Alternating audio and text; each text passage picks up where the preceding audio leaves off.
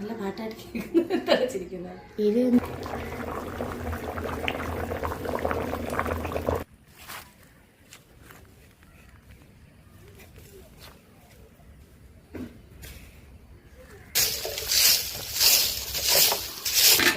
എങ്ങനെയെങ്കിലും ഒന്ന് ശരിയാവണേ നോക്കേ.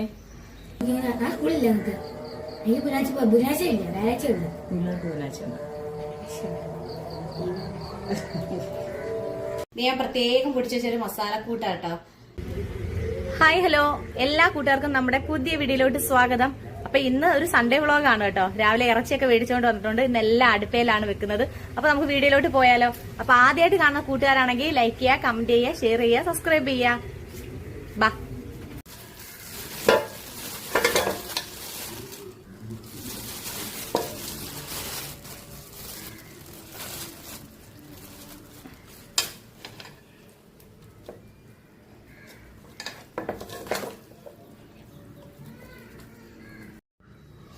നല്ല അടിപൊളി ഇറച്ചി കേട്ടോ. നെയ്യും എല്ലും കരളും എല്ലാം ആയിട്ടുള്ള ഇറച്ചിയാണേ.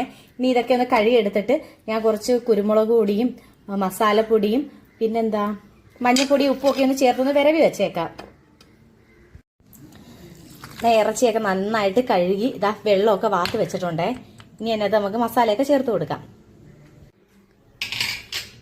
ഇത് ഞാൻ പ്രത്യേകം പൊടിച്ചു വെച്ചൊരു മസാലക്കൂട്ടാട്ടോ, പ്രത്യേകമാണ്. അപ്പം ഇതിന്റെ റെസിപ്പിയൊക്കെ ഞാൻ വഴി ഇടുന്നതായിരിക്കും. കുറച്ച് മസാല അങ്ങ് പുറത്ത് വെക്കാവേ. കുറച്ച് അധികം കിടക്കുന്നത് നല്ല മണവാ.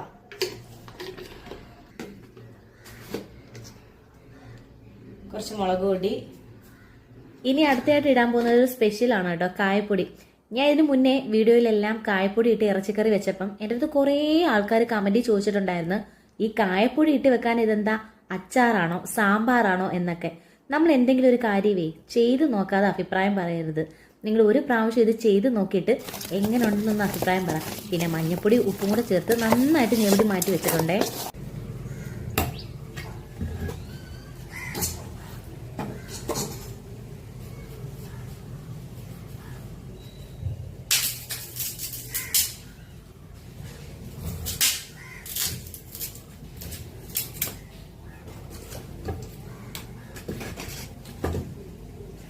ഇപ്പം വെയിലായോണ്ട് അടുപ്പ് കത്തിക്കാൻ അത്ര പാടൊന്നുമില്ല. ഒന്ന് കത്തി പിടിക്കേണ്ട താമസമേ ഉള്ളൂ. പിന്നെ എല്ലാം നമുക്ക് അതിൽ തന്നെ അങ്ങ് വെക്കാമായിരുന്നു. ഇതിന്റെ വളയം കളഞ്ഞു കൊണ്ട് 3-4 കല്ലൊക്കെ ഞാൻ എടുത്ത് അഡ്ജസ്റ്റ് ചെയ്തങ്ങ് വെച്ചിട്ടുണ്ട് കേട്ടോ. അപ്പൊ ഇന്നിനി ചോറ് വെക്കണം, കറി വെക്കണം, ചോറ് വെച്ചൂറ്റാനുണ്ട്. അപ്പൊ പിന്നെ അതും എളുപ്പമാവും. ഒരടുപ്പേ ഞാൻ നമ്മുടെ ഇവിടുത്തെ റേഷൻ കടയിൽ മണ്ണെണ്ണയൊന്നും കിട്ടിയിട്ടുണ്ടായിരുന്നില്ല. ഞാൻ വീട്ടിൽ ചെന്നപ്പോഴത്തേക്ക് ഉമ്മ അവിടെ മണ്ണെണ്ണ മേടിച്ചു വെച്ചിട്ടുണ്ടായിരുന്നു. കുറച്ച് ഞാനിങ്ങ് എടുത്തോണ്ട് പോരുന്നേ. ഞാൻ അന്നേരം പറഞ്ഞ അടുപ്പ് കത്തിക്കാനാന്ന് പറഞ്ഞ് പിന്നെ കുറച്ച് മണ്ണെണ്ണയും കൂടെ ഒഴിച്ചു കൊടുത്ത് കുറച്ച് നേരം ഇങ്ങനെ കത്തിച്ച് വെച്ചേക്കുന്നത് എന്താന്ന് വെച്ചാലേ ആ മണ്ണെണ്ണയുടെ സ്മെല്ലൊക്കെ മാറിയതിന് ശേഷം വെക്കാമെന്ന് പറഞ്ഞ. ആദ്യം തന്നെ ഞാൻ മുളകും മല്ലി അങ്ങ് വറുത്ത് മാറ്റി എന്നിട്ട് നമുക്ക് ഇറച്ചിയുടെ കൂടെ ഇട്ട് നന്നായിട്ടൊന്ന് മിക്സ് ചെയ്തെടുത്താൽ മതി. അപ്പൊ കുറച്ച് നേരം കൂടെ അത് അതിനകത്ത് ഇരിക്കുമല്ലോ. ഇതിന്റെ ഇടയ്ക്ക് ഞാൻ കുഞ്ഞുള്ളിയും സവാളയും ഇഞ്ചിയും വെളുത്തുള്ളിയൊക്കെ തൊലിയൊക്കെ കളഞ്ഞ് കഴുകി വൃത്തിയാക്കി ചതച്ചൊക്കെ മാറ്റി വെച്ചിട്ടുണ്ടായിരുന്നേ. അടുപ്പയിലായോണ്ട് വേഗം വേവാൻ വേണ്ടി ഞാനൊരു പച്ച കപ്പയ്ക്കുണ്ട്, കറയൊക്കെ പോവാത്ത കപ്പയ്ക്ക കഴുകി നന്നായിട്ട് വൃത്തിയാക്കി അതൊരു 3-4 കഷ്ണം വലുതാക്കി തന്നെ ഇട്ട് കൊടുത്ത് പെട്ടെന്ന് വെന്ത് കിട്ടും. ഇത് ഞാൻ മുമ്പേ ട്രൈ ചെയ്തിട്ടുള്ളതായിരുന്നു കേട്ടോ. ഇതൊക്കെ ചെറിയ ചെറിയ ടിപ്സാ. ചിലവർ പറയും ഇതൊന്നും വെക്കണ്ട, അല്ലെങ്കിലും അടുപ്പേ കിടന്നാൽ വെന്ത് കിട്ടും. എന്നാലും ഇറച്ചി നല്ല സോഫ്റ്റ് ആയിരുന്നു കേട്ടോ വെന്ത് കിട്ടിയതിന് ശേഷം. പിന്നെ അറിയാലോ 2 ഉണ്ട വെളുത്തുള്ളി ഞാൻ എല്ലാത്തിൻ്റെയും കൂടെ ഇട്ട് കൊടുക്കും.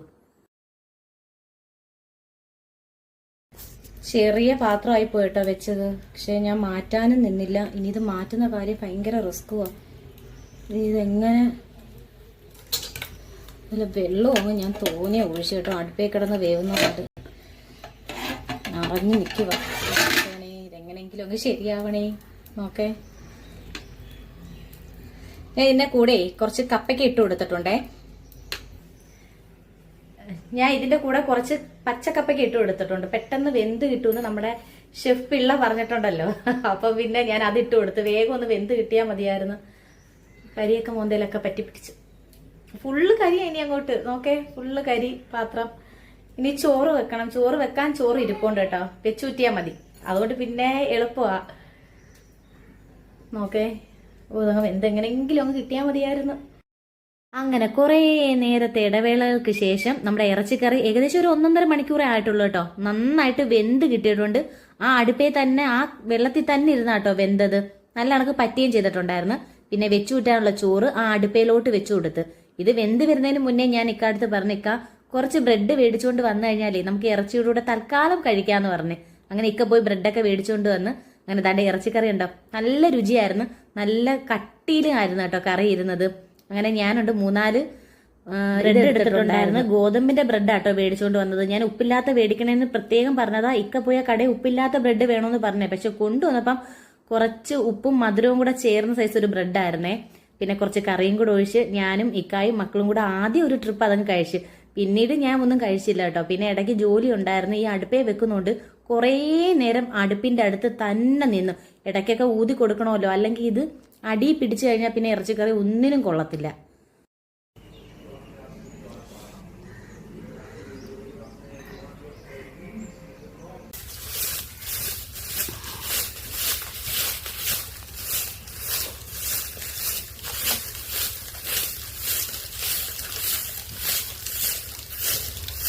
വെയിലൊക്കെ ഒന്ന് താഴ്ന്ന സമയം കൊണ്ട് ഞാൻ പോയി മിറ്റമൊക്കെ അങ്ങ് തൂത്ത് വാരിട്ടുണ്ടായിരുന്നു. ഇത് പുറകു വശം കേട്ടോ, നല്ല കരിയിലുണ്ടായിരുന്നു. കുറേയൊക്കെ അങ്ങ് തൂത്ത് തീയങ്ങ് ഇട്ട്.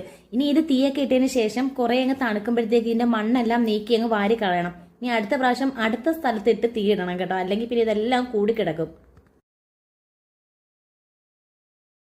ഇതാ അങ്ങനത്തെ വീട്ടിലേ കേട്ടോ ഞാൻ ഇവിടെ പറഞ്ഞു കൊണ്ടുവന്ന് കെട്ടിപ്പിച്ചതാ. ഇവിടെ മൊത്തവും പുല്ലായിരുന്നു. നല്ല വൃത്തിക്ക് അത് കാന്തി തിന്നും. 2 പോത്തുണ്ട് കേട്ടാ. ഇടിക്കത്തൊന്നുമില്ല. കിച്ചു ആണെങ്കിൽ ഇങ്ങനെ പിടിച്ചോണ്ടൊക്കെ നടന്നായിരുന്നു അഴിച്ചുകൊണ്ട്. അവന് ഭയങ്കര ഇഷ്ടമാണ് പോത്ത്, പശു. ഇക്കാക്ക് പണ്ട് കടയുള്ള സമയത്ത് പോത്തിനെയും ഇങ്ങനെ കാളയൊക്കെ വരുമ്പോഴത്തേക്ക് അവനും കൂടെ ചെല്ലുമായിരുന്നു വെള്ളമൊക്കെ കൊടുക്കാൻ. അവന് ഭയങ്കര ഇഷ്ടമായിരുന്നു കന്നാലിയെ നോക്കുന്നത്. അങ്ങനെ നല്ലൊരു ഉറക്കമൊക്കെ അങ്ങ് പാസ്സാക്കിയിട്ട് ഞാൻ എണീറ്റ് വന്നതാണേ. പിന്നെ അടുപ്പയിലോട്ട് പുതിയ ചോറ്റിനുള്ള വെള്ളമൊക്കെ വെച്ചിട്ടുണ്ടായിരുന്നു. സന്ധ്യയ്ക്ക് വെക്കുമ്പോഴത്തേക്ക് ഇത് തിളച്ച് പിറ്റേന്ന് ഊറ്റണ്ട, നമുക്ക് ഇതേ കണക്കങ്ങ് കഴിക്കാൻ പറ്റും കേട്ടോ വെന്ത് കഴിഞ്ഞാൽ. പിന്നെ ആ അടുപ്പയിൽ തന്നെ അങ്ങ് ചായ ഇടാൻ വേണ്ടിയൊക്കെ പാലൊക്കെ മേടിച്ചുകൊണ്ട് വന്നിട്ടുണ്ടായിരുന്നു. പിന്നെ ചോറ് വെന്തോന്ന് നോക്കി ഒരുവിധം വെന്തട്ടേ ഉള്ളായിരുന്നു. അതങ്ങ് മാറ്റി വെച്ചതിന് ശേഷം ഞാൻ ചായപാത്രം വെച്ച്.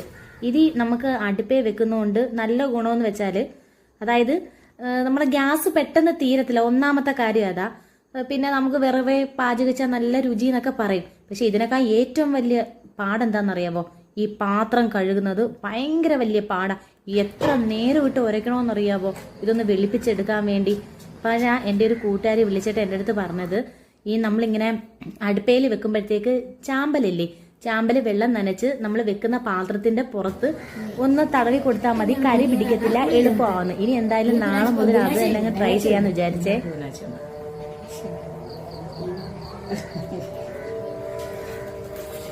അങ്ങനെ വാങ്ങൊക്കെ വിളിച്ച് മക്കളൊക്കെ പോയി കുളിച്ചുകൊണ്ട് വന്ന് വിച്ചു കേട്ടോ എന്നെ തിരിയൊക്കെ കത്തിച്ച്. അവ യാസീൻ ഓതിന് ശേഷം ഞാൻ ഓതാന്ന് പറഞ്ഞ്.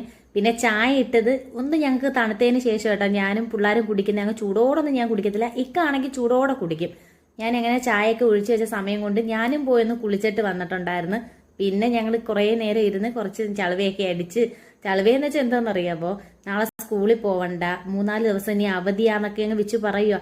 എന്തിനാണെന്ന് അറിയണ്ടേ, രാത്രി ഇരുന്ന് സിനിമ കാണാൻ വേണ്ടി. പിന്നെ കിച്ചുവും വിച്ചുവും തുമ്പിയും എല്ലാരും എന്റെ അടുത്ത് വന്നിരുന്നു, ഉമ്മച്ചി ഞാനും കൂടെ വീഡിയോക്കകത്ത് നിൽക്കുന്നെന്നും പറഞ്ഞ്. പിന്നെ അവർക്കൊക്കെ ഇതാ ചായയൊക്കെ കൊടുത്തിട്ടുണ്ടായിരുന്നു. എന്റെ തുമ്പി തന്നെ ഒരുങ്ങി വന്നിട്ട് പറഞ്ഞേ, ഉമ്മച്ചി ഞാൻ ഇപ്പൊ വലിയ പെണ്ണായി, ഞാനും ഒരുങ്ങാൻ പഠിച്ചെന്ന്. ഇപ്പൊ തന്നെ മുടിയൊക്കെ ഒന്ന് ചീപ്പും കേട്ടോ. ചില സമയത്ത് മുടി ഒന്ന് ചീപ്പാതിട്ടുകൊണ്ട് നടക്കുന്ന കാണാം. അപ്പോഴാ ഞാൻ പറയുന്നൊക്കെ കൊണ്ടുപോയി വെട്ടാന്ന്. ഇതിനു മുന്നേ ഇങ്ങനെ ആയിരുന്നു കേട്ടോ, നല്ല മുടി ഉണ്ടായിരുന്നു ഈ തുമ്പിക്ക്. ഒരു ചെമ്പൻ കളറാ തുമ്പിയുടെ മുടിയെ. അപ്പൊ അത് ഇതേ കണക്ക് കെട്ടാനൊന്നും താമസിക്കാതെ ഞാൻ കൊണ്ടുവന്ന് മുടി വെട്ടി കളഞ്ഞു. ഇപ്പൊ വീണ്ടും ഞാൻ വെട്ടണമെന്ന് പറഞ്ഞ് നിൽക്കുകയാണേ. അപ്പൊ ഞങ്ങളുടെ ഇന്നത്തെ വീഡിയോ ഇത്രയൊക്കെ ഉള്ളൂ. ഇഷ്ടമെങ്കിൽ മറക്കാന്ന് സബ്സ്ക്രൈബ് ചെയ്യണേ.